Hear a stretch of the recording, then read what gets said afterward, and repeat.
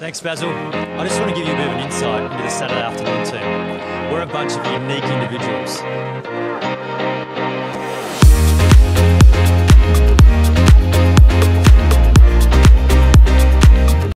Hello and welcome to episode 47 of the Unique Individuals podcast. Good to have Hugo and Jackson alongside me on what is a beautiful Wednesday afternoon. How are we going, lads? Yeah, going well, mate. Should be a ripper of an episode. Like I said, the sun's shining. But you probably can't see that from my room. So, yeah, but no, it should be good ep and can't wait. Yeah, no, good to be here, lads. That's it. That's the way. Yeah, unfortunately, we're not in person. We're online today due to what's the reasoning actually? I'm not too sure. So the office wasn't open for us to get the keys to the studio. So, yeah, we're stuck Mm. here, and yeah, the rest is history, they say. So, Yeah, right. No, it's a shame. So I guess the rest is history. I mean, we can use that one, but no, shame we're not in person, but online's better than nothing. A few internet difficulties for I think some of us today, so hopefully we're not glitching out on the stream, but we'll proceed with the episode, and yeah, can't wait for it. But let's get into what's been happening with us. We'll start with Hugo. Usually he's wraps it up pretty quickly with these weekly recaps. So we'll start with you, Hughes. Once again, nothing in your column for what you've done. So yeah, maybe just quickly give us an update on what you've been up to. Well, yeah, obviously wasn't here last week, so I'll extend it to the last 2 weeks. Done nothing. For 2 weeks. I just What a enjoyed the surprise. uni holidays. It's good fun.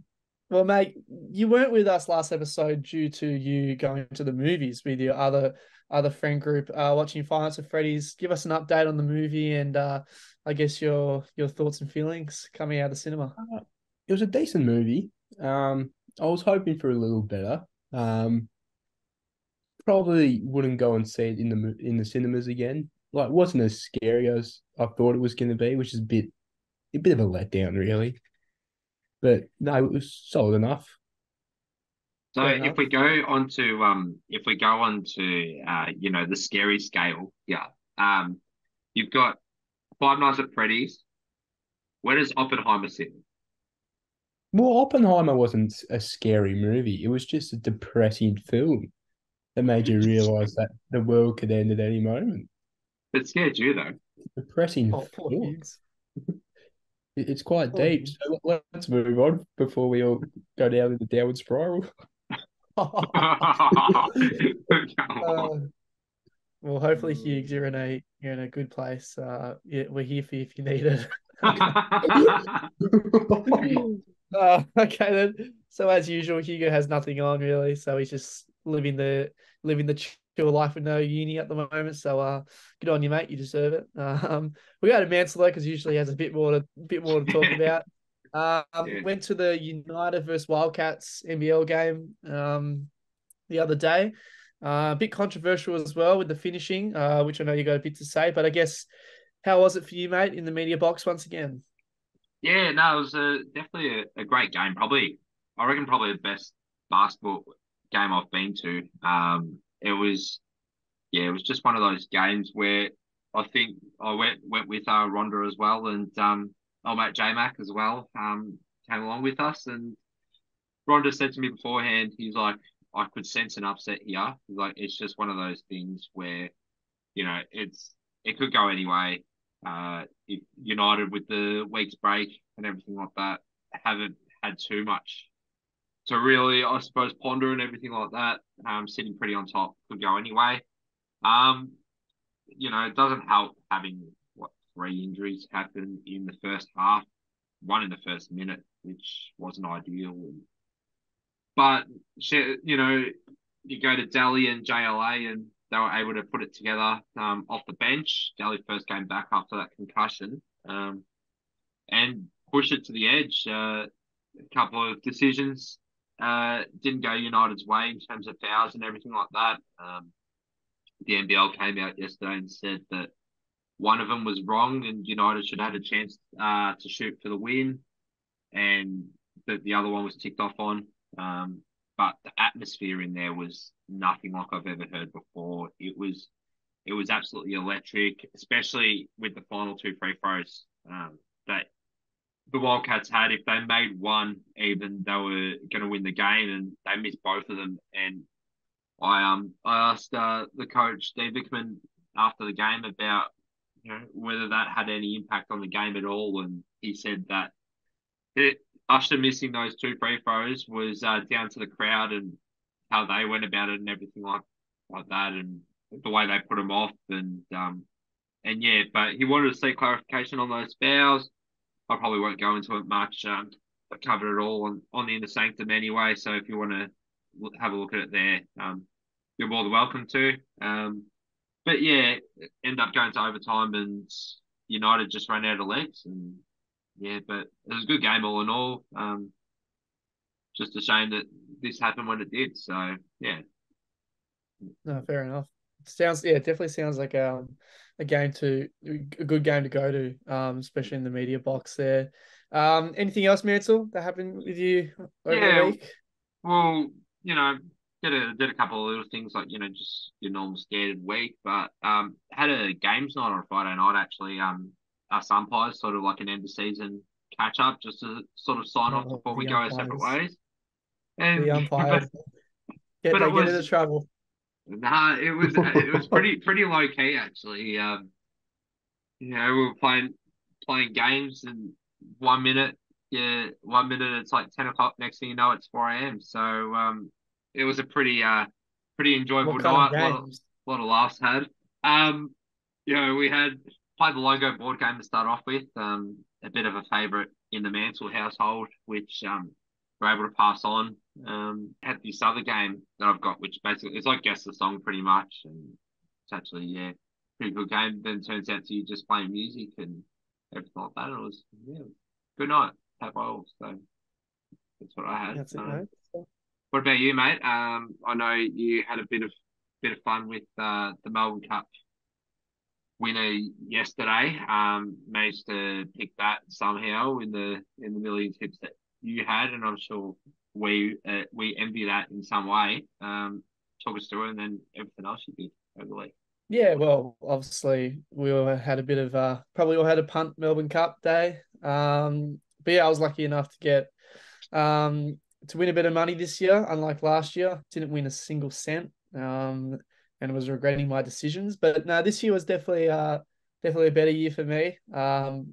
Picked the winner. So happy with that.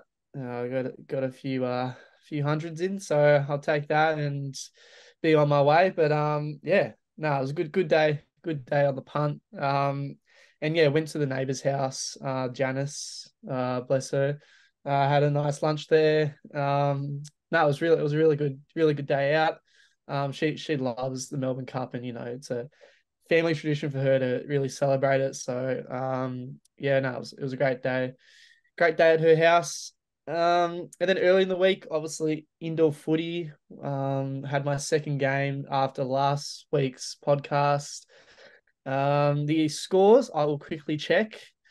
Was it the 197 like last time? Yeah, so a 194 point loss last week, round one, sorry. So not a great score to lose by. But this week we only lost by 151 points. So it's an improvement, and that's what we're here. That's what we're here for. 233 to 82. So we nearly doubled our score, and we're playing against a better team. Kickabass, that's what they were called. I'm not really sure why, but I guess people can ask why we call the Meerkat Wizards. Anyway, we'll move on. But look, again, a bit of a thrashing, but all improvements with our score, the score differential. So it was good. Definitely a lot of improvements, and once again, fun as always. Hopefully we get Hugo in the next coming weeks. We're getting a few more numbers here and there, so it's a bit of fun to have a little kick on a Wednesday night. That was indoor footy. So tonight we've got our third game. We're against, let me just check. We're against JFIFC. No idea what that stands for. They're on top of the ladder, so another good challenge. But we've also actually got a new team of the competition called Rani Reality. So they haven't played a game yet, so you never know, they might be worse than us. So I'm keen to play them. Hopefully in the next coming weeks. But yeah, so more competition, which is what we like. So yeah, that's indoor footy wrapped up there. Obviously, I had cricket as well on the weekend. Yeah, had a good week personally, making some runs, which is something new. Um, yeah, also had a good day with the gloves as well. Catch, stumping, and a run out. So definitely a day out for me, which is good early on in the season. Usually, I don't have a day like that until last week or two in a season. So no, we'll take it. That's for sure. But obviously, some of you may have heard sad news for the Bourne Saints Club that one of our great clubmen, Mick Barclay, unfortunately passed away on the Sunday morning, which was so unexpected. And I guess it's left a hole in the club, I guess, and everyone's really affected by it. So next week, or this coming week, we're against North Bourne, our rivals, and obviously we'll be remembering Mick Barclay and his life. So yeah, that match will be dedicated to him, and obviously there's going to be a big crowd at home at Myrtle Park. So if you've got nothing on, I'd suggest for you to come down and support the Bourne Saints, and yeah, get down and just get down. But yeah, so that's this week, and that's a wrap up of cricket. And yeah, that's been my week. So a bit eventful, but yeah. Just quickly, I forgot to mention, me and Blair on Saturday went down and watched the Tours play for Ball Saints, and we were sort of half watching Owen's game going on in the background on the old Frog Box, and we did enjoy your stumping. Blair may have said there was a bit of a wind up in the way you've hit the stumps. You've sort of come back from about here and then gone bang. And we had a look at the footage a couple of times of the stumping, because it was a very good stumping, one hand, very clean bang. But we were looking at the bails, and one of the bails went past the square leg umpire. That's how hard you've hit the stumps. Like, do you want to talk us through that? Yeah, well, I'm not really known for my stumpings. I've got to be honest. I guess I'm so used to facing pace bowlers when I'm keeping that, I'm so comfortable there. But when I come right up to the stumps to a spinner, it's a bit of a new, so I'm getting used to his bowling as well. But now just fell in the gloves, saw he was out of his crease, and I didn't really think about it. I just went to reach the stumps, and I think just in the moment I was trying to be that quick that I just perfectly hit the bail like in the middle, and just it went absolutely flying if you watch the footage back. But and it actually looks like the batsman's in his crease, but knowing me, I've analyzed it. I've gone 0.25 speed on the YouTube. I've slowed it right down. And we can see that he is out of his bat is still coming down. And then when I take the stumps, the bails off, his bat's maybe that far off the ground. So a good decision by the square leg, considering obviously it's someone from their team to actually call it. Usually if it's that close, they'd probably just say not out. But no, it's good to get a stumping. And I mean, we didn't get the win, unfortunately. They got the runs with about 2 overs to go, but it was a really good fight by us. But we knew we were about 10, 20 runs short of a really defendable total. But definitely positive signs once again. We're one of the youngest teams at the comp, and we're only just losing games. So, it's something to look at and be like, we're not far off winning games. So long season ahead. So hopefully you get a win this week. Now, can I just quickly clarify something here? Obviously, I was one of the ones that didn't watch the stumping. But did you say spinner was bowling correct? Yep. And you've chucked it from back here. So it makes me wonder, how far back were you actually standing? Did you just go straight down on the ball, or did you just not? I think Hugo's over exaggerating here. I've taken it on the offside, but I don't know. I'm a little distance away. I don't know, like an arm's length. So I had to really reach out and get it. I'm not like super close to the stumps, but I just go like that, and just quickly take it. So, I mean, a stumping's a stumping. Got the wicket. That's all that matters, really. Obviously. I mean, I would completely miss the stumps even if it was an arm's length away. So, yeah, I can't talk. But yeah, let's get on to some international cricket, shall we? And obviously some big news coming out of last night's game. Just when we thought that Australia were dead and buried at 7 for 91, Glenn Maxwell enters the crease again and amazes us all. Was there with Pat Cummins, I think, just over a 200-run partnership. And I think Pat Cummins maybe contributed 12 of those runs out of 68, playing test style, batting for his life. And Glenn Maxwell is just there, just tonkering them all around the ground. And personally, we'll get into my views in a sec. I just wanted to get your views first on Glenn Maxwell's innings. We'll start with you, mate. Glenn Maxwell comes back from concussion and just, does it again. What can't this man do? He's incredible, really. I mean, I remember watching the Melbourne Stars game versus the Hurricanes at the MCG where he made about 147 or something, 150 in a T20. I thought, that's one of the best knocks I've ever seen in a limited over game. And I mean, I think he's just proved us all wrong that he's done it in this game with one of the best knocks you'll ever see. 7 for 91. The game's pretty much done. And to get a 200-run partnership with Pat Cummins, who only contributed with 12 runs, but I guess did his job, held his end, and he just left the show to Glenn Maxwell, who was, batting with, he wasn't even running. He was just trying to hit it over the field and was doing just that. Incredibly strong, especially with his wrists. To generate that kind of power, it's just incredible. And look, I have to give credit to Afghanistan, especially their batting attack. They batted really well to post a very defendable score. But I guess you could say without Glenn Maxwell, Australia wouldn't be in the position that they are, and they're locked in now for the top 4. So they can thank Glenn Maxwell for that. But it's just incredible, really, what that man can do. He's 35. I mean, he just looks like he can keep going. He just needs to get out. He needs to stop injuring himself and keep himself out of mischief. And he's good for the next 5 years or so, because it doesn't look like anything's slowing him down. He's quite incredible. Before I go to Hugo, that kind of reminds me of something about thanking Glenn Maxwell for being in. When I was at SEN on Monday, I was clipping up some footage from after the Australia-England game, and they spoke to Crash Craddock, senior journalist involved in cricket and everything like that. And he said that Maxwell owes Zampa a beer after that spinning performance, which is one of the best performances that we've seen from a spin bowler at a World Cup. But after yesterday's game, I think the whole team owes Glenn Maxwell a beer.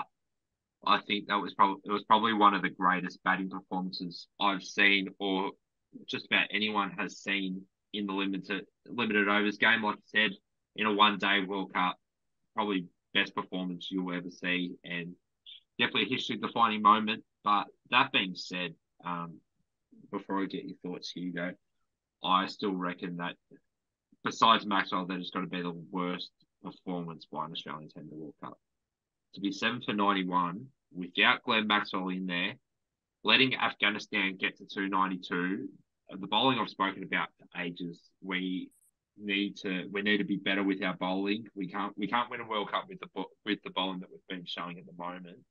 And to get to 7 for 91, Glenn Maxwell makes, I'd say, 70% of our runs, and gets that stage. If it wasn't for him, then it would be considered the worst performance of all time. We'd be considered a laughing stock, and it would just get out of hand pretty much, I think. So, yeah. But Hugo, your thoughts on Maxwell's performance? Yeah, I think it's the best limited overs performance of all time. That was just nuts. The pressure that would be on you when you're 91 for 7, was it? Or 93 for 7, whatever we were. You got to get 200 plus runs to try and win, to try and lock up a place in the semi-finals. And if not, if we lost, we were sort of hovering a bit, wondering whether we would make it or not. It's just one of the great performances you'll ever see. It was like a year 12 first cricketer from the best cricket in high school in the country going down to play against the preps. Like, he just took the mick. Like, that was ridiculous. Like, unbelievable batting. I saw footage of him like cramping up several times as well. So to not even be, towards the end, be absolutely tired and buggered. As unbelievable. And then to bring up the 200 with a six, just so casually flicking the wrist. Like, and he hit 30 odd boundaries, I think I saw. Like, from an individual in a World Cup game. It is ridiculous stuff. It was awesome. And we all know how cramping's like. When he cramped up running for that single, I could just feel his pain. Crutches. I wouldn't be talking there, so I wouldn't be talking. but no, it was incredible. And obviously there have been some players making 200 runs individually in a World Cup. I don't think we'll ever see a second innings double century ever like that again. I mean, his strike rate was over 150, I'm pretty sure. But the only player to make 200 runs from the second innings is quite remarkable, really. And he's just a machine. What more can I say? I think we were sort of speaking off air about it before, and I was saying that you look at what Glenn Maxwell's done and what he's done over this World Cup campaign, and you were saying before about you don't know whether anyone will do something like that again.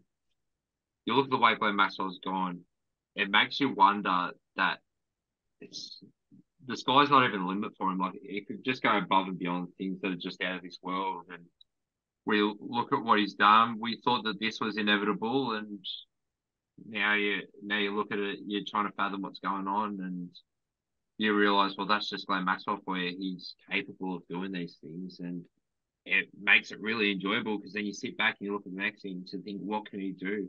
Can he pull something out like this? But then you realise it's Glenn Maxwell. Like, I don't think we've seen anything like this.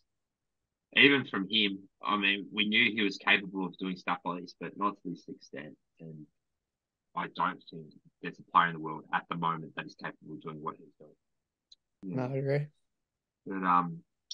And then obviously we played against England on Sunday, and Adam Zampa spins his way to magic, and just when you thought that Australia were in trouble once again, they set a half decent total. Just Zampa with his spin and being able to get early wickets for once and get the win, I suppose, and knock England out, which is so good because they'll probably claim the moral victory for it. Yeah, and getting Bairstow golden duck first ball of innings, that's just the icing on the cake, isn't it? Shoving up them. I think nothing's better than knocking out England and crushing their hopes. But yeah, like what you said, Bairstow with the golden duck in that fashion too, down leg side. I mean, it's a terrible way to get out, but it's just it's just perfect. It's just perfect for the Aussie fan, and I'm glad to see them just complaining about stuff that happened months ago. Yeah, look, the credit has to go to England though. They did get the moral win, so good on them. Yeah, I think the thing is, well, firstly, watching that game, went out Saturday night and was watching it, and there were about 10 of us just absolutely giving it to him, which was so good to see. It makes you want. Well, yeah, I mean, we'll obviously talk about that timed out incident a little bit later on, but it makes you wonder. Imagine if that had happened to England, you still would be hearing about it now. Even Johnny Bairstow for that matter. But I think what encapsulated it all, again, another SEN thing, I was listening to Gerard Whateley's editorial and was able to cut that vision, and just the way that he summed it up was absolutely perfect. He explained it about playing against the big kid in the street, playing at their garage. Everything has to go their way. If he gets a nick behind, there's no auto wiki. There's no LBW if he gets hit plumb, and if you somehow manage to get him out, then the game's over. which is pretty much the way England have been carrying on at the moment. And yeah, well, they're probably taking up those guitar lessons because they haven't been able to play cricket lately. So yeah. No, yeah, exactly. Well summarized, Mansell. And I guess yeah, Jared's bang on the money with that. With that what he said. But yeah, it's just oh, you love it. You just love it. You gotta just laugh and when just seeing Porky walk back to the stands, his little grumpy face, you just can't help but laugh. It's yeah, it's unbelievable. And well, we'll move on then. I suppose that timed out incident with Angelo Matthews, the first person ever in any form of international cricket to be timed out in a game. A helmet malfunction, I believe, was the problem that was caused, and it took him a while to get to the crease. Was dismissed. Said in his post game that he was disgraced by the fact that Shakib Al Hassan and Bangladesh appealed for it. But I kind of do understand where Shakib's coming from. If the ICC were concerned about it, then why is it in the rules? So yeah, I just want to get your thoughts, boys, and see what you say, because it's almost like a man cave happening in this situation and getting dismissed for it. I reckon it's definitely more of a grey area than what I guess Carey did to Bairstow in the Ashes. Um, yeah, look, I can see both sides. Look, Shakib Al Hassan, he's had I don't know. I don't know if I like the bloke, but I guess if the player's eligible to be out for time wasting, then you're allowed to appeal. And I guess if it's in the rule book, you got all right to do it. But again, it just felt, especially the circumstances of his strap, being broken, and it wasn't really his fault. I mean, you can look at both sides of the story. I think it's a bit unlucky, and that maybe he probably could have just, let him get a new helmet and let the game go. But in a World Cup, you're trying to win, and yeah, look, you do everything in your power to. And if timeout is a dismissal, which it is, then yeah, then I guess you can use it. But the umpires seemed pretty confident with their decision giving Angelo Matthews a timeout. So yeah, it's a tough one. And like what you said, if this was Australia England and Pat Cummins called, Joe Root out for timeout or something, oh, you'd be hearing it for years. Years. This will not be put to bed, this issue. Like, this will eventually be put to bed, but like, this was Australia England or a finals, or oh, you would not hear, it just keep going. Piers Morgan would be all over it. You'd be hearing it from Rudy, Porky, all of them. Oh man. Piers Morgan would have as much fame as Kim Kardashian in that moment there, right? I kid you not, like you would just absolutely hear about it from him, and it's basically like your daily dose of Piers Morgan or whatever. You would just absolutely cop it, and yeah, you can't just help but laugh in his face. So yeah, I suppose we'll move on now to the NBA action, and there's been a lot of pretty impressive feats that have been there this week. Well, the week that's just passed. Jason Tatum gets his 10,000th point for the Celtics, becoming the youngest ever to do it. Steph Curry is back up to his tricks again, and there's been everything in, out, and between. So I suppose we'll do the same thing that we did last week, just the one thing that we want to pick out from this week's action. And I suppose, Hugo, we'll start with you, mate. I know your basketball knowledge would be able to think of something on the spot. See what you've got. Yeah, I just want to talk about how good Anthony Edwards was yesterday in overtime against Boston. Locked up Jason Tatum very well. And I think he had 8 points in overtime, which was the same amount that's the Boston Celtics had combined in that overtime period. So he was phenomenal yesterday, and he's been phenomenal this season, really. Like, he's well and truly in the early season MVP discussions. And like, it's quite clearly his franchise now. It's not Carl Anthony Towns. Carl Anthony Towns needs to realise it's Ant-Man's franchise and needs to be willing to be the second man in charge of that franchise. Well, thank you for just stealing my one. But I was just about to say, yeah, I reckon Anthony Edwards is set to take his game to the next level. And like you said, yeah, definitely in the early MVP votes. I thought what he did against Boston yesterday was just insane. And, not just his scoring prowess, but his ability on the defensive end, those hustle plays, caught in a jump ball with Jason Tatum, then won the jump and spilled out and was managed to get the steal again and turn it into an offensive play, which I thought was unbelievable. But I think as well over the course of the week, Minnesota obviously giving Boston their first loss, but also gave Denver their first loss as well, and he was insane in that too. And a big part of what he did in my inner sanctum team of the week, I had him at shooting guard there.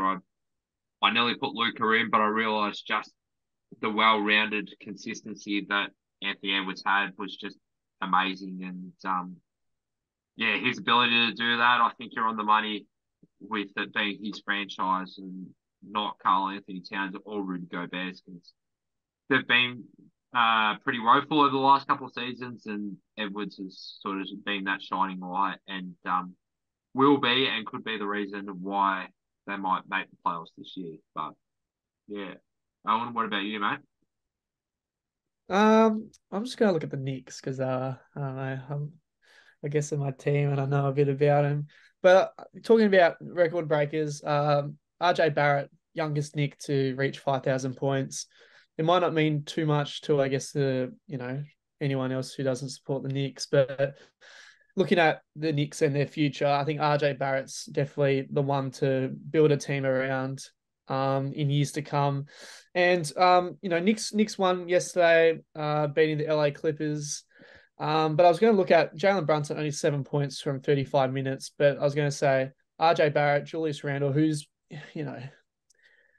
I honestly feel like he doesn't fit in the Knicks, and that a trade would be for the Knicks' benefit would be good. But he stood up with 27 points and 10 rebounds from his game yesterday. So it shows that, Jalen Brunson was probably our best player, only scoring 7 points, but players like Randall and Barrett stepped up, 27 points, 26 points in that game against a strong Clippers lineup with now Harden in that team. So it was good to see that the Knicks can perform without someone like Brunson scoring 30 plus points. Philly, I feel, are going to be so much better without James Harden there. I feel that they're going to cope. If we look at who they've had, Joel Embiid is just on another level at the moment, as is probably half the competition. But Joel Embiid, Tyrese Maxey, I had him as most improved player at the start of the year, and he looks like he's delivering in spades. Even though they might not have got really a piece in that James Harden deal, I still feel that they're going to be fine and they're going to contend for the Eastern Conference championship, because when you have those two in there, I don't think it's almost like how Boston were a couple of years ago with just Tatum and Brown in that lineup, and how the two of them were able to get them as far as they needed to. I feel that they're going to be in similar talks, and will definitely take it a fair way this year. But so I suppose EPL now. Owen, where do you want to start, mate? Yeah, well, obviously there were a few games over the weekend. Man City once again being as dominant as usual with a 6-1 win. Man United getting a sketchy win over Fulham. You should have won that game about 3-0. Oh, but you didn't. So How did they give that first goal offside? you tell us, mate. I didn't My actually watch thoughts it. when Liverpool and Tottenham with Luis Diaz, how they gave that offside. Liverpool should have won that game. And, Yeah, I know.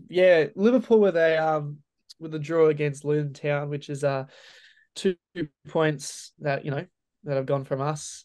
Don't know why Hugo was laughing. I mean, Man United. Yeah, you're mid-table, mate. You're not even not even in the category yet.